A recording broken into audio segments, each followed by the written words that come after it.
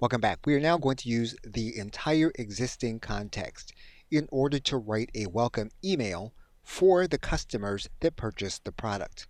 We're going to give ChatGPT a prompt in order to undertake this task.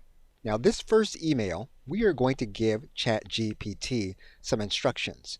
And we're going to tell the chatbot that this email is for one of the first 10 buyers, which we have designated in a previous context that these individuals will receive a one-on-one consultation. And so now that we have all of our information in, we're now going to click Enter. And ChatGPT successfully wrote the email that is a welcome email to one of the first 10 buyers.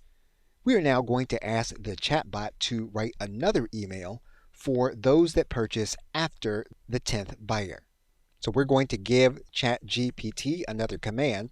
We're now going to click Enter. And ChatGPT successfully left out the information for those that came after the 10th purchase. So we can set this up inside of our autoresponder system to make sure that the right people get the right message. Okay, so with that, thanks, and I will see you in another video.